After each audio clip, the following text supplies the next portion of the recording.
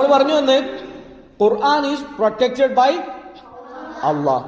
അള്ളാഹു സുബ്ഹാനഹു വ തആല ഖുർആൻ എന്ത് ചെയ്ത് പ്രൊട്ടക്ട് ചെയ്തിട്ടുള്ളത്?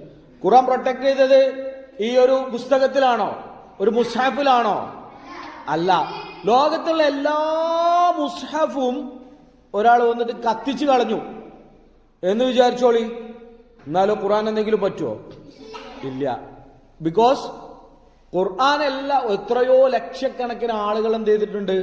ഖുർആൻ ബൈഹാട്ടാക്കിയിട്ടുണ്ട്. ഇപ്പൊ നിങ്ങളോട് ഒരാൾ വന്നിട്ട് നിങ്ങളെ മുമ്പിൽ സൂറത്തുൽ ഇഖ്ലാസ് ഓതാണ്, ഖുൽ ഹുവല്ലാഹു അഹദ് അല്ലാഹു സ്വമദ് അൽഹംദുലില്ലാഹി റബ്ബിൽ ആലമീൻ. നിങ്ങൾ അപ്പൊ തന്നെ പറയുന്നത് അൽഹംദുലില്ലാഹി റബ്ബിൽ ആലമീൻ സൂറത്തുൽ ഇഖ്ലാസിൽ ഇല്ല എന്ന് പറയില്ലേ? വൈ? നിങ്ങൾ ഖുർആനെ നോക്കിയിട്ടാണോ അത് പറഞ്ഞു കൊടുക്കുക? അല്ല, നിങ്ങളെല്ലാവരും അത് ഹിഫ്ളാക്കിക്കണ്. അപ്പൊ ഇതേപോലെ ഖുർആൻ മുഴുവൻ ഹിഫ്ളുള്ള എത്രയോ ആളുകളുണ്ട്. അപ്പൊ അതുകൊണ്ട് ഖുർആൻ ഒന്നും ചെയ്യാൻ എന്ത് ചെയ്യാൻ പറ്റൂല, ഒരാൾക്കും പറ്റൂല. അത് അള്ളാഹു പ്രൊട്ടക്ട് ചെയ്തതാണ്. അള്ളാഹു സുബ്ഹാനഹു വ തആല പറയുന്നു, ഇന്നാ നഹ്നു നസ്സൽന ദിക്റ വ ഇന്നാ ലഹു ലഹാഫിദൂൻ. ഇതിനെ ഖുർആൻ ഇറക്കിയത് അള്ളാഹു ആണ്. അതിനെ അള്ളാഹു സുബ്ഹാനഹു വ തആല പ്രൊട്ടക്ട് ചെയ്യുകയും ചെയ്യും എന്ന്.